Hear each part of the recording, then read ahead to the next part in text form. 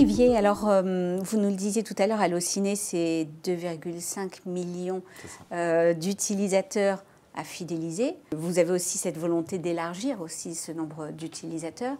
Alors le mobile, vous êtes patron du pôle mobile du groupe. Qu'est-ce que vous en faites concrètement? Déjà, on s'appuie sur une équipe experte, tant d'un point de vue technique que d'un point de vue conception et marketing. On a fait le pari chez Webedia il y a 3 ans maintenant de constituer un pôle mobile. Aujourd'hui, on est 30 personnes qui sont dédiées au mobile et donc leur expertise, tant technique que marketing et conception, est centrée sur le mobile. Donc par rapport à la fidélisation, on va être dans un enjeu où concrètement, on va essayer de personnaliser un maximum l'expérience utilisateur. Concrètement, entre un cinéphile qui va plusieurs fois par semaine au cinéma et quelqu'un qui n'y va qu'une fois par mois, l'expérience et les attentes ne vont pas être les mêmes. Là, typiquement, on a proposé une nouvelle version de l'application en juillet qui, dès la homepage, vous permet de retrouver vos cinémas les plus proches ou les cinémas que vous avez enregistrés en favori. Ça, c'est un service qui, en tant que tel, améliore l'expérience utilisateur. On s'est rendu compte par ailleurs qu'on avait une typologie justement d'utilisateurs qui n'a pas vraiment à voir avec leur consommation du cinéma, mais la consommation de l'application, qui n'étaient pas les mêmes, avec une fréquence qui varie énormément d'un utilisateur à l'autre. Et donc concrètement, on travaille à proposer une expérience utilisateur qui va être différente en fonction de la fréquence d'utilisation de l'application. Concrètement, quelqu'un qui va venir que 3 fois par mois au sein de l'application ne va pas avoir le même usage de l'application que quelqu'un qui vient plus de 10 fois. En l'occurrence, on a vraiment ce genre d'écart en termes d'usage. Et donc, réellement, nous, notre volonté, c'est de proposer une expérience différente. En parallèle de ça, on a effectivement l'enjeu de l'acquisition, parce qu'on a beau avoir une marque qui a une forte notoriété. Les utilisateurs connaissent la marque, mais n'ont pas forcément l'application. Donc, on a un travail d'engagement et de marketing de notre offre, où on va faire découvrir notre application à ceux qui ne l'ont pas encore téléchargée. Et pour ça, on innove régulièrement, on apporte de nouveaux services à nos utilisateurs. En juillet, toujours, on a proposé la billetterie sur un certain nombre de cinémas partenaires. Donc aujourd'hui, on a plus de 250 cinémas dans lesquels aujourd'hui on peut réserver son billet directement depuis l'application. On travaille à en proposer davantage. Là, dans très peu de temps, quelques semaines, je pense, on va proposer toutes les avant-premières disponibles en France, qui est un vrai service attendu par les cinéphiles. Et voilà, tous les mois, normalement, on devrait proposer un nouveau petit service au sein de l'application qui va, encore une fois, permettre d'une part de fidéliser notre audience, mais aussi de communiquer et d'aller recruter de nouveaux utilisateurs pour qu'ils utilisent régulièrement l'application. Oui, parce qu'on reboucle avec ce volet monétisation dont vous parliez en introduction. Aujourd'hui, le potentiel du mobile n'est pas exploité à 100%. Qu'est-ce qu'il faut élargir de plus pour...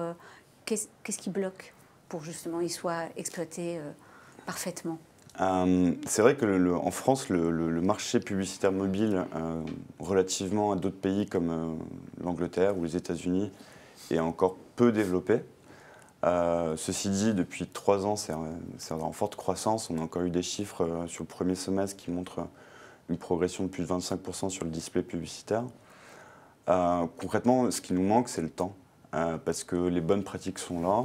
On a enfin des outils fiables et indépendants qui nous fournissent des datas, qui vont rassurer les annonceurs et qui vont aussi permettre à des éditeurs comme nous de s'appuyer sur des chiffres et des sources dont on n'est pas les seuls détenteurs.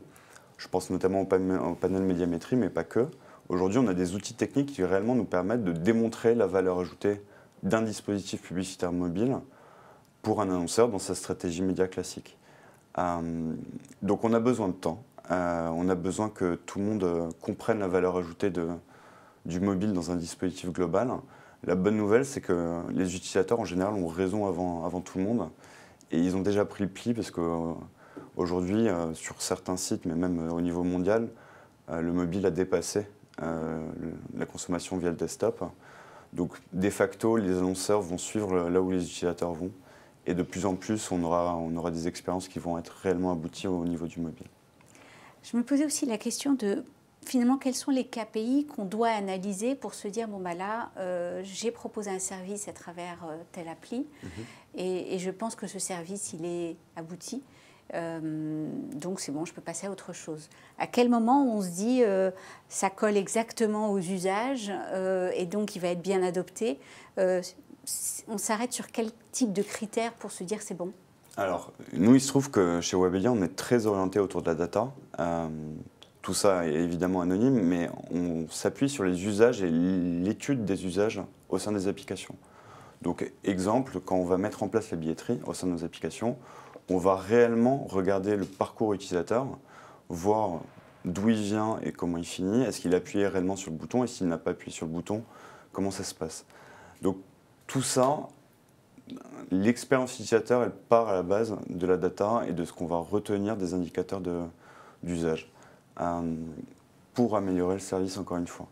En revanche, c'est jamais fini. C'est-à-dire que quelque chose qui peut manifestement très bien marcher pendant 3 mois, si on ne le suit pas de manière récurrente, on peut se rendre compte au final que les utilisateurs, parce qu'on a rajouté un autre service aussi, ça c'est très important, de par on va dire concurrence entre eux. Exactement. En fait, plus une application va être riche, plus elle va avoir tendance à potentiellement perdre un peu l'utilisateur. C'est pour ça que nous, on se concentre aussi à vraiment être dans cette promesse-là qui est de dire, vous avez envie d'aller au cinéma, on va vous proposer la meilleure application pour trouver votre séance de cinéma, le meilleur film, et demain, les services qui vont être autour.